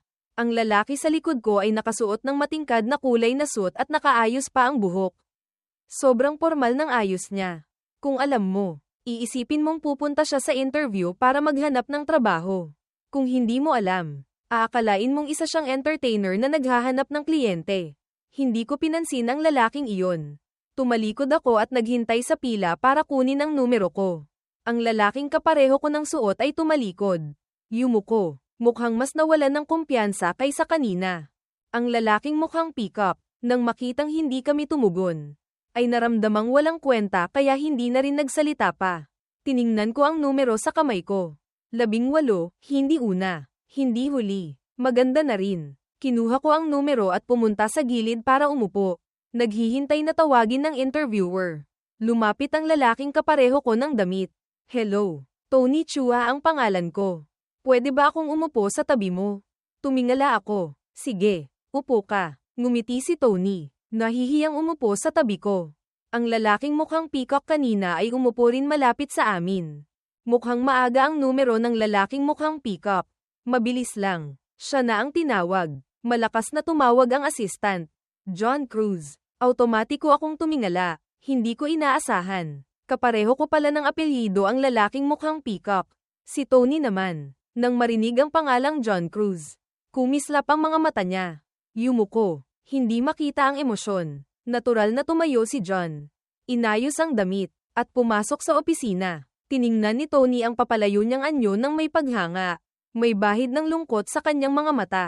Napansin ko. Naisip kong kulang siya sa kumpiyansa kaya tinapak ko ang balikat ni Tony. Tony Chua ang pangalan mo. Di ba? Ako si Daniel Cruz. Okay lang yan. Ang interviewer ay nakatingin sa kakayahan. Siguradong makakapasa ka sa interview. Narinig ito ni Tony. Lalo siyang yumuko. Hindi pa man siya nakakapagsalita ng mga salitang nakakadismaya. Nagsalita ulit ako. Lakasan mo ang loob mo. Taas noo. Nang makita ni Tony ang panghihikayat sa mga mata ko. Ngumiti siya. Salamat, Daniel. Walang anuman. Hindi nagtagal. Mayabang na lumabas si John. Pagdaan niya sa amin, sinadya niya akong tingnan ulit bago mabilis na pumunta sa water dispenser. Maya-maya, dumaan si John na may hawak na isang basong mainit na tubig. Pagdaan niya sa akin, ang basong iyon ay walang mintis na natapon sa damit ko. Agad na nagkunwaring nataranta si John. Pasensya na ha, hindi ko nahawakan ng maayos. Hindi mo naman ako sisisihin. Di ba? Tiningnan ko si John ng isang beses. Kitang-kita ko ang pagyayabang sa mga mata niya. Tumayo ako. Hinablat ang kalahating basong tubig na natira sa kamay ni John. At diretsyong ibinuhos sa ulo niya. Tiningnan ko ang kawawa niyang itsura. Umangat ang gilid ng labi ko sa isang ngiti. Siyempre hindi kita sisisihin. Dahil kapag may atraso sa akin, binabayaran ko agad. Kanina, hindi ko rin nahawakan ng maayos. Hindi mo rin naman ako sisisihin. Di ba? Natigilan si John sandali tapos sumabog sa isang mura. Ina mo. Tiningnan niya ako nang may matinding galit. Anong pinagsasabi mo? Kung nakakamatay lang ang tingin. Siguro lasog-lasog na ako ngayon sa kanya. Wala nang laman ang disposable cup. Kalmado ko itong itinapon sa gilid. Tiningnan siya ng isang beses. Utang na loob. Utang na loob. Natutunan ko lang din sa'yo. Pinandilitan ako ni John nang may matinding galit. Ikinuyom niya ang kamao. Akmang susuntukin ako. Narinig ng assistant ang ingay. Mabilis siyang tumakbo papalapit. Nang makita niyang ako at si John ang nag-aaway. Medyo komplikado ang itsura niya. Nagtanong siya, anong nangyayari dito? Bago pa makapagsalita si John. Kalmado ko siyang sinabihan. Basa na ang damit mo. Hindi mo ba kailangang magpalit? Nagdilim ang mukha ni John. Hindi na siya nakipag-away pa sa akin. Dumiretso na lang siya sa CR. Nakangisi ako. Lumingon sa assistant. Pasensya na po. Nakaistorbo po sa interview. Medyo nagulat din ang assistant. Tulalang tumingin sa akin. Walang anuman. Mga Ginoo, mag-ingat lang po kayo. Pagkasabi nyon, umalis na ang assistant. Kalmado akong umupo ulit. Nakita kong nakatingin sa akin si Tony nang may paghanga. Bakit? Ang galing mo pala. Natigilan ako tapos ngumiti. Tony, dapat mong tandaan. Kapag masyado kang mahina, mas lalo ka lang aapihin ng iba. Kapag matigas ka lang, saka lang hindi ka mamaliitin ng iba. Pinag-isipan ni Tony ang mga salitang ito. Tumango na parang may naintindihan. Naiintindihan ko na. Basa na ang polo mo. Gusto mo bang patuyuin? May malaking marka ng tubig sa polo ko. Kailangan ngang patuyuin kaya kinuha ko ang gamit ko at pumunta sa CR. Pagdating ko roon, nakasalubong ko ulit si John. Kakatapos lang linisin ni John ang tubig sa katawan niya. Natakot siyang basain ko ulit siya kaya hindi na siya nang ahas pang gumawa ng gulo. Tiningnan ako ni John ng isang beses. Umirap, at lumabas. Pumasok ako sa cubicle at nagpalit ng dala kong puting polo. Para paghandaan ang mga hindi inaasahang sitwasyon. Espesyal akong naghanda ng isang set ng formal na kasuotan. Napatunayan kong hindi nasayang ang paghahanda ko. Pagkatapos magpalit ng polo, lumabas ako ng CR. Tumingala si Tony at nakita ako. Medyo nagulat siya. Naghanda ka pa pala ng isang set ng damit. Nahulaan mo bang may gagawa nito? Automatikong napatingin si Tony kay John. Nakita niyang umirap ito at umiwas ng tingin. Saka lang niya itinuloy ang sasabihin. May gagawa ng gulo sa'yo. Umiling ako. Ugali ko lang na maghanda ng backup. Mabuti na ang handa. Tumango si Tony bilang pagsang-ayon. Tama ka. Hindi ko naisip yun. Hindi nagtagal. Tinawag na ng assistant ang pangalan ni Tony. Sininyasan ko siya. Tony, galingan mo ha. Nagpasalamat si Tony sa akin. Salamat, Daniel. Tumayo siya at pumunta sa opisina. Hindi nagtagal. Bumalik si Tony. Mukhang hindi maganda ang itsura niya. Malungkot siyang umupo sa tabi ko. Nag-aalangan akong nagtanong kay Tony. Bakit? Tiningnan ako ni Tony ng isang beses. Bamantong hininga. Mukhang hindi maganda ang performance ko. Hindi ko rin alam kung saan hindi naging maganda ang performance ni Tony. Kaya mga walang kwentang pang-aalo lang ang nasabi ko. Nakayuko pa rin si Tony. Hindi nagsasalita. Sa sandaling ito, Tinawag na ako ng assistant. Narinig ko ito. Tumayo ako. Pero nag-aalala pa ring sumulyap kay Tony. Tumingala si Tony at pilit na ngumiti. Okay lang ako. Galingan mo. Tumango ako sa kanya. Huwag ka na ring mag-isip ng marami. Pagkasabi nyon, pumasok na ako sa opisina. Napansin ni Tony na ang tingin ni John ay laging nasa akin. Pumasok ako sa opisina. Kalmadong umupo. Hawak ng interviewer ang resume ko. Pagkatapos tingnan ng ilang interviewer. Mukhang kontento sila. Daniel Cruz. Tama ba? Tumango ako. Opo, sabi ng interviewer. Nakita na namin ang resume mo. Napakagaling mo sa lahat ng aspeto. Magalang akong nagpasalamat. Salamat po. Nagpatuloy sa pagtatanong ang interviewer. Kung gayon, pakisabi ng maikli ang dahilan kung bakit mo gustong pumasok sa aming Fujitech Group. Kalmado akong nagsalita. Opo, Fujitech Group. Nagkatinginan ang mga interviewer. Tumango sa isa't isa. Pagkatapos kong magsalita, may ngiti sa mukha ng ilang interviewer. HMM. Napakaganda ng sagot. Lumabas ka na muna at maghintay ng balita. Nagmamadali akong nagpasalamat. Opo, salamat po sa mga interviewer. Pagkasabi nyon, tumayo ako, yumuko sa lahat, at lumabas. Pagsara ko ng pinto, nakahinga ako ng maluwag. Bumalik ako sa tabi ni Tony. Nakita ni Tony na relax ako. Alam niyang siguradong maganda ang performance ko. Daniel, kumusta ang sitwasyon mo? Nginitian ko siya. Okay naman sa tingin ko. Nginitian din ako ni Tony. Ah, ganun ba? Kung gayon, dapat ba kitang batiin na agad? Umiling ako. Bago ilabas ang resulta, lahat pwedeng mangyari. Mas mabuting hintayin na lang natin ang resulta. Tiningnan ako ni Tony ng isang beses. Isang bahagyang ngiti ang sumilay sa gilid ng labi niya. HMM. Tama ka. Isa-isang pumasok ang mga aplikante. Tapos isa-isang lumabas. Pagkatapos ng interview, nag-usap ang mga interviewer ng mahigit kalahating oras. Sa wakas ay napagdesisyonan na ang listahan ng mga tatanggapin. Hawak ng assistant ang listahan. Lumapit sa harap namin. Ngayon, iaanunsyo na ang listahan ng mga natanggap. John Cruz. Tony Chua. Daniel Cruz. Tony Chua. Nang marinig niya ang pangalan niya, natulala siya. Marahan kong tinapak ang balikat niya. Tony. Congrats. Natanggap ka. Puno pa rin ng hindi makapaniwalang itsura si Tony. Natanggap talaga ako. Natanggap ba talaga ako? Narinig ni John ang sinabi niya. Mapanghamak siyang napangisi. From di na walang alam. Sa harap ng pang-iinsulto ni John. Hindi ito pinansin ni Tony. Sa sandaling ito, iisa lang ang nasa isip niya, nagtagumpay siyang matanggap sa Fujitech Group. Ngumiti ako at nagsabi, magiging magkatrabaho na tayo simula ngayon.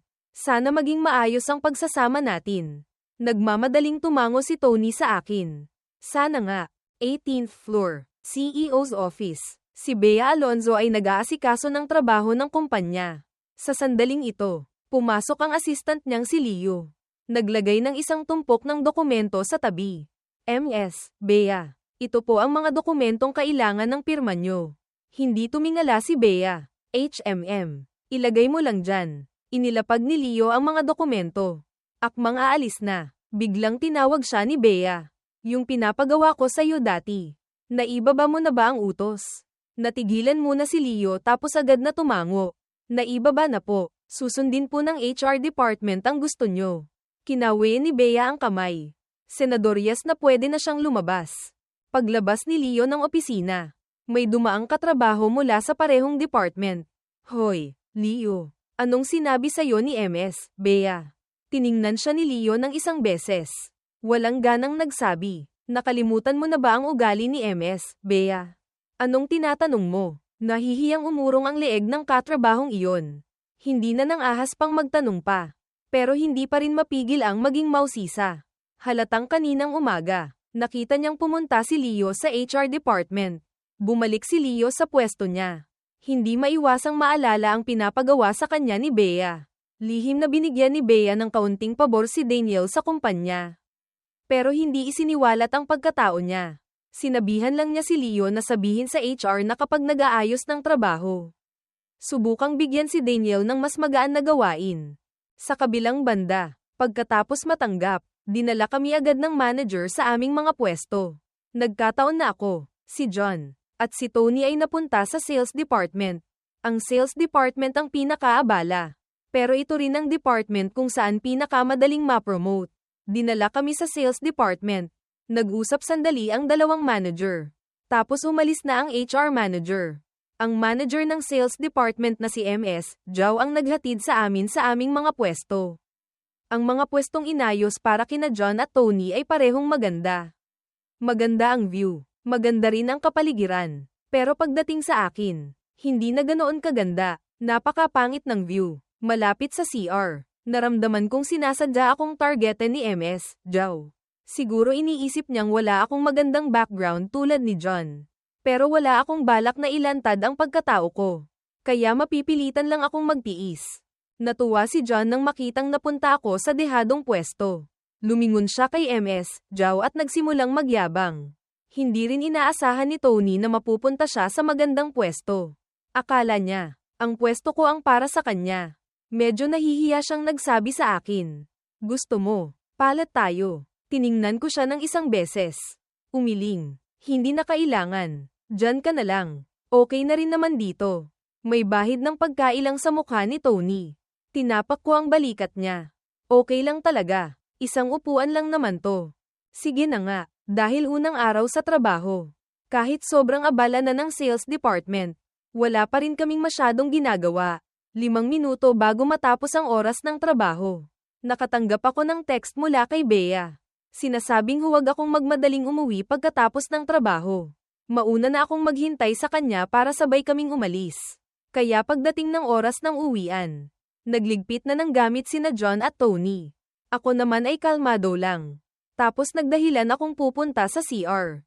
Hindi ako sumabay sa kanilang dalawa pababa. Nagtagal ako sandali sa CR bago lumabas at sumakay ng elevator pababa sa underground parking. Naghihintay na si Bea doon. Para akong magnanakaw na dahan-daang bumaba ng elevator. Papunta sa kotse ni Bea. Paglapit ko pa lang, agad binuksan ng driver ang pinto sa likod. Mabilis akong sumakay. Mabilis ding umalis ang sasakyan mula sa parking lot. Pagkasakay ko pa lang, sumiksik na si Bea sa yakap ko. Ang mainit niyang mga labi ay direktang dumampi sa mukha ko.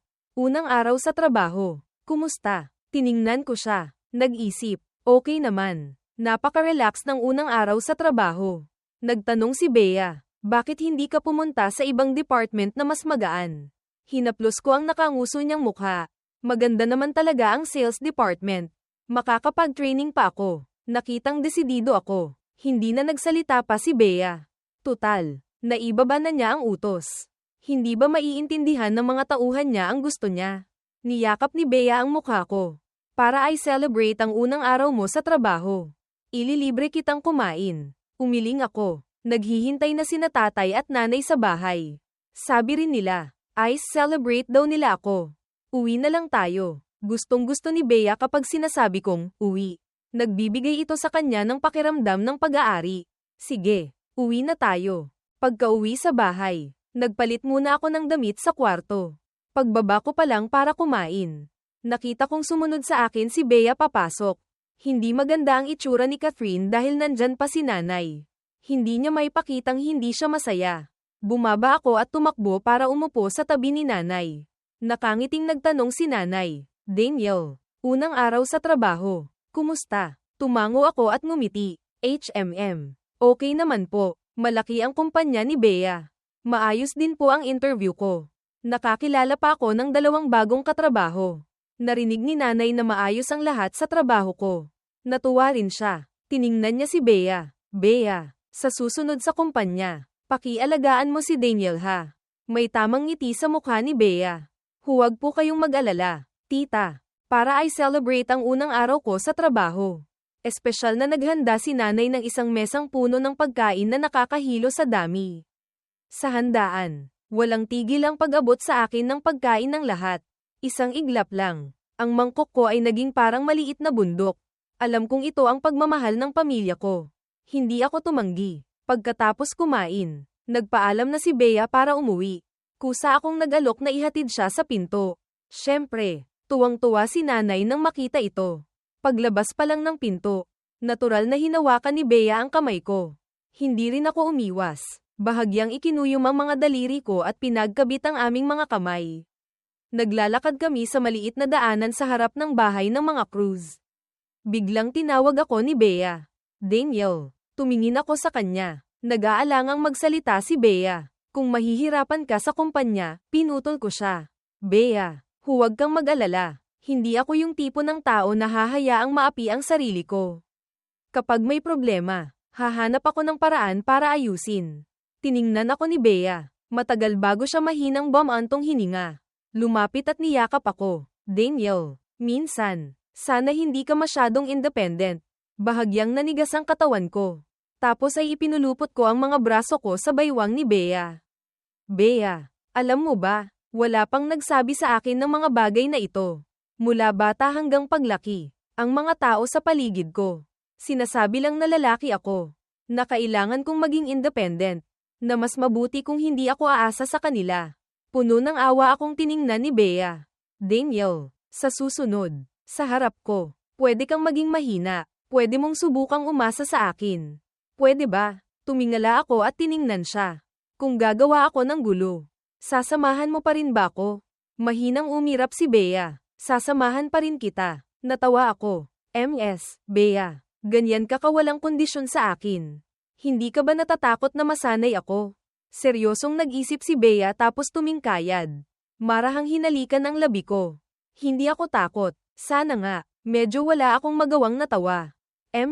Bea, nasaan na ang prinsipyo mo? Mas gusto ko pa rin yung malamig at mayabang mong itsura noong una tayong magkita. Narinig ito. Isang ngiti ang sumilay sa gilid ng labi ni Bea na lalong nagpaganda sa kanya. Hindi ko napigilan. Bumilis ang tibok ng puso ko. Ang ganda mo. Biglang inilapit ni Bea ang mukha niya sa akin. Matamis ang boses. Kung gayon, gusto mo ba? Diretsong hinalikan ko ang labi niya. Gusto. Naglambingan kami sandali bago maghiwalay. Pagbalik ko sa bahay ng mga Cruz, ang masaya kong itsura ay nagpadalamhati kina Tatay at Catherine. Sabay na bumantong hininga ang mag-ama.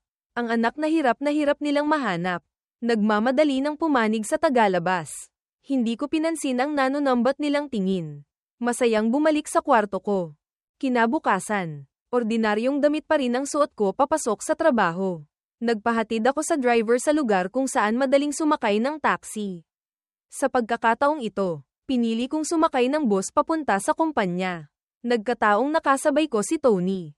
Mukhang hindi pa siya gising. Lumapit ako sa tabi ni Tony. Tony, ang laking coincidence naman. Nandito ka rin pala. Narinig ni Tony ang boses. Pagmulat niya ng mata, nakita niya ako. Medyo nahimasmasan siya. Daniel, ikaw pala. Tumango ako. Ang aga mo rin palang gumising. Kinusat ni Tony ang mata niya. Malayo kasi ang bahay ko. Ikaw, malabo akong sumagot. Dito lang ako nakatira malapit. Hindi kalayuan. Napansin ni Tony na ayoko nang magsalita pa. Hindi na rin siya nagtanong. Naghintay kami ng kalahating oras. Sa wakas, dumating na rin ang bus malapit sa kumpanya. Agad akong bumaba. Minasahe ang medyo nananakit kong binti. Sumabay din sa pagbaba si Tony. Nakita niya akong ganito. Nahihiya siyang nagsabi. Kung alam ko lang, pinaupo na sana kita. Tinapak ko ang balikat niya. Okay lang ako. Tara na. Pasok na tayo. Magkatabi kaming naglakad papunta sa gusali ng Fujitec Group. Biglang may humantong kotse sa gilid ng kalsada. Bumukas ang pinto. Mayabang na bumaba si John. Nang makita niya kami ni Tony, medyo nawala ang ngiti sa mukha niya. Lumingon siya at may sinabi sa driver bago naglakad papunta sa gusali ng kumpanya. Mabilis na umalis ang kotse. Tiningnan ni Tony ang papalayo niyang anyo. Bumantong hininga. Nakakainggit naman si John. May service papasok sa trabaho. Tinapak ko ang balikat ni Tony.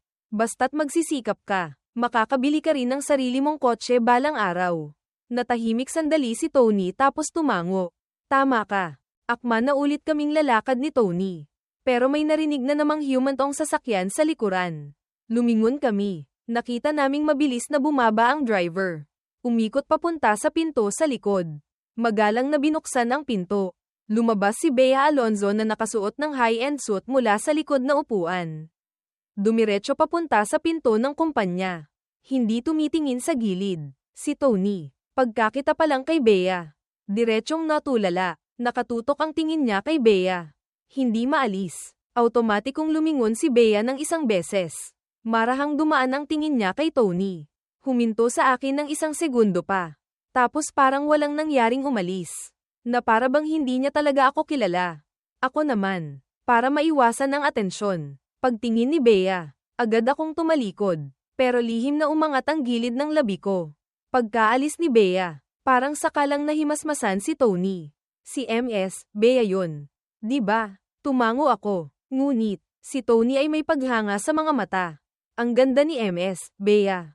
Bata pa, magaling pa. Napakagaling niya talaga. Tiningnan ko ang direksyon kung saan umalis si Bea. Ulong. Oo nga, napakagaling niya talaga. Nakafocus pa rin ang isip ni Tony kay Bea. Hindi niya napansin ang sinabi ko. Si Bea, bilang CEO ng Fujitec Group, ay may sariling elevator kaya hindi na kailangang makipagsiksikan sa mga empleyado. Pagpasok sa elevator, bahagyang umangat ang gilid ng labi ni Bea. Kahit nananatiling malamig ang mukha ng CEO, naramdaman ni Leo ang magandang mood niya. Pumasok kami ni Tony sa opisina. Kakaupo ko pa lang, may lumapit na sa mesa ko. Ikaw, sabi ni manager. Pagdating mo raw, pumunta ka sa opisina niya. Pagkasabi nyon, umalis na ang tao. Kahit nagtataka ako, pumunta pa rin ako sa opisina ng manager. Tumayo ako sa harap ng pinto ng opisina ng manager. Kumatok ng 2 beses. Manager, ako po. Pagkalipas ng ilang segundo, saka lang narinig mula sa loob ang boses ni MS, Jao. Pasok. Itinulak ko ang pinto at pumasok. Tumayo ako sa may pinto. Manager, pinapatawag niyo po ako. Puno ng ngiti ang mukha ni MS, Jao. Sumibaw lang pag-iingat sa puso ko. Kinawain niya ako. Daniel, anong ginagawa mo dyan sa pinto? Pasok ka. Upo ka. Maingat kong tiningnan si MS, Jao ng isang beses. Pumasok pa rin ako sa opisina ng manager. Umupo sa tapat ni MS, Jao. Manager, ano pong kailangan niyo sa akin? May nanunuyong itsura si MS, Jao. Daniel, wala naman. Gusto lang kitang kausapin. Sa resume mo, hindi nakasulat ang sitwasyon ng pamilya mo. Gusto kong itanong kung ano ang trabaho ng mga magulang mo.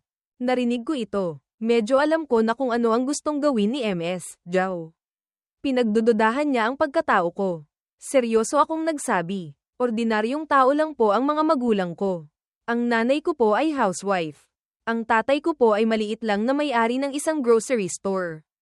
Ang pamilyang Cruz ay yumaman sa mga pang-araw-araw na pangangailangan. Sabihin na nating grocery store. Pwede na rin siguro. At ang nanay ko, totoo namang nasa bahay lang at hindi nagtatrabaho. Sabihin na nating housewife. Hindi rin naman siguro mali. Pagkatapos marinig ni MS, Jao. Tiningnan niya ako nang may pagdududa ng matagal. Ang tatay mo, grocery store lang talaga ang binubuksan. Nagmamadali akong tumango. Opo. Kung mayaman po ang tatay ko, kailangan ko pa bang magpakahirap magtrabaho? Sa tingin niyo po, manager, hinawakan ni MS, Jao ang baba niya. Tama ka rin naman. Ngumiti lang ako ng bahagya. Manager, may iba pa po ba kayong kailangan? Kung wala na po, lalabas na ako. Hindi ko alam kung ano ang iniisip ni MS, Jao. Kinawin niya ako para palabasin. Pagdating ko sa pinto ng opisina, bigla niya akong tinawag ulit. Sandali, tawagin mo si John dito para sa akin. Sige po. Pagkalabas ko, pumunta ako sa pwesto ni John na naglalaro ng game sa kanyang station. Pinapatawag ka ni manager sa opisina. Tumingala si John. Tiningnan ako ng isang beses. Tapos binitiwan ang keyboard at pumunta sa opisina ng manager. Bumalik ako sa pwesto ko. Agad lumapit si Tony. Daniel, bakit ka tinawag ni manager? Wala naman. Tinanong lang ako ng ilang bagay. Nag-isip si Tony. Kung gayon, tatawagin din kaya ako ni manager mamaya. Nagkibit balikat ako. Hindi ko rin alam. Malalaman natin kapag lumabas na si John. Malungkot na umurong si Tony. Matagal na pumasok si John sa opisina ng manager bago lumabas. Paglabas niya, ang manager mismo ang naghatid sa kanya hanggang pinto. Puno ng nanunuyong ngiti. Sobrang sip-sip. Kung gayon, manager, magtatrabaho na po ako. Yumuko at umarko ang likod ng manager. Sige, sige, dahan-dahan ka. Kinakabahang nakaupo si Tony sa upuan niya. Akala niya tatawagin din siya ng manager. Pero naghintay siya ng matagal. Walang nangyari. Tumingin siya sa opisina. Nakapasok na ulit ang manager. Bumalik na rin si John sa pwesto niya. Mausisang nagtanong si Tony kay John. Bakit ka pinatawag ni manager? Sinulyapan siya ni John ng isang beses. Napangisi. Bakit ang dami mong pakialam? Magtrabaho ka ng marami. Magtanong ng kaunti. Nasupalpal si Tony. Agad na hindi na nang ahas pang magtanong pa. Hindi nagtagal. Tinawag na naman ako papunta sa opisina ng manager. Sa pagkakataong ito, wala na ang nanunuyong itsura ni MS, Zhao. Pagpasok ko sa opisina, agad isinara ni MS, Zhao ang pinto. Tumunog ang alarma sa puso ko. Ipinasok ko ang kamay ko sa bulsa. Pinindot ang voice recorder sa bulsa ko. Lumingon si MS, Zhao. Puno ng malaswa at nakakadiring itsura. Ngumisi siya, bumalik sa likod ng mesa. At umupo. Daniel, huwag mong sabihing hindi kita tinuruan bilang manager mo. Ito ang unang aral sa pagpasok sa lipunan. Tinaasan ko siya ng kilay. Oh, anong unang aral? Sumandal si MS, Zhao. Tamad. Ipinatong ang dalawang kamay sa magkabilang gilid ng upuan. Sinuri ako ng tingin mula ulo hanggang paa. Tapos ngumisi. Daniel, bago ka lang sa kumpanya. Wala ka pang background. Alam mo ba kung paano mabilis na makakapwesto? Nanlamig ang tingin ko. Paano makakapwesto? Nag-click ng dila si MS, Zhao. Halatang hindi niya inaasahan na hindi ako ganon katalino. Kailangan niya pang ipaliwanag ng malinaw. Ginawa niya ang kilos ng pagbibilang ng pera sa akin. Salita kada salita, sipsipin mo ang nakatataas. Naiintindihan mo ba? Hindi na ito pahiwatig ni MS, Zhao. Malinaw na itong sinabi. Malinaw na sinabi sa akin ni MS, Zhao na basta't handa akong sipsipin siya. Mabilis akong makakapwesto sa kumpanya. Pero syempre hindi ako papayag. Kahit wala akong background bilang young master ng pamilyang Cruz. Hindi ako magbibigay ng suhol kay MS, Zhao para lang sa isang trabaho. Kinuha ko ang telepono ko. Binuksan ang video recording function. Itinutok sa malaking mukha ni MS, Zhao. At nagsimulang mag-record. Halika, halika, Manager Zhao. Ano po ang sinabi niyo kanina? Sabihin niyo po ulit. Nakita ni MS, Zhao na diretsyong kinuha ko ang telepono ko para mag-record. Natigilan siya. Matagal bago siya nakapag-react. Akmang aagawin ang telepono. Nakahanda na ako. Diretsyong umiwas sa gilid. Nako, Manager Zhao. Huwag po kayong mahiya. Magsalita po kayo ng ilang salita sa camera. Si MS, Zhao na tumaba sa kakain. Paano siya makakalaban sa isang bata tulad ko? 2 ikot lang sa opisina. Hinihingal na siya. Binabalaan kita. Burahin mo agad ang video sa telepono mo para sa akin. Kung hindi, tinaasan ko siya ng kilay nang walang pakialam. Oh, naglakas loob ka pang pagbantaan ako. Kung may tapang ka, ituloy mo. Kung hindi, ano, maniwala ka man o hindi, magpapadala ako ng isang reklamo. Agad kang mapapaalis. Namutla ang mukha ni MS, Zhao. Maliit na manager lang siya. Umakyat lang sa posisyon dahil sa koneksyon. Kung talagang gagawa ako ng paraan para mawalan siya ng trabaho ngayon. Hindi sulit. Kaya huminto si MS, Zhao sa paghabol sa akin. Inayos niya ang damit niya. Maitim ang mukha. Itinuro ang pinto. Lumayas ka.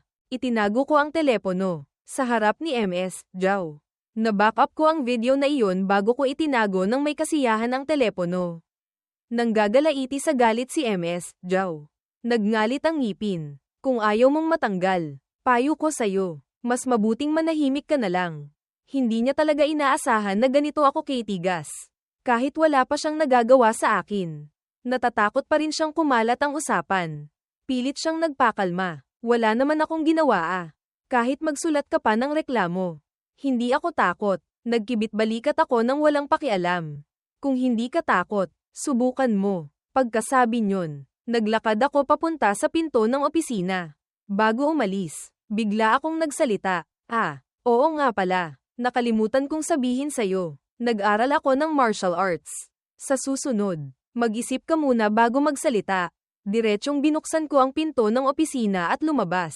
Sinabi kong nag-aral ako ng martial arts para lokohin si MS, Zhao. Para na rin pansamantalang takutin siya. Pero sa huli, hindi ito pang matagalang solusyon. Pagbalik ko sa pwesto ko, umalingaw-ngaw ang nag-aalalang boses ni Tony. Daniel, okay ka lang ba? Tinanong ko siya pabalik. Okay lang ako. Bakit? Kumislap ang mga mata ni Tony. Wala, natakot lang akong baka may gawin sa'yo si manager. Mabuti naman at okay ka lang. Narinig ko ito.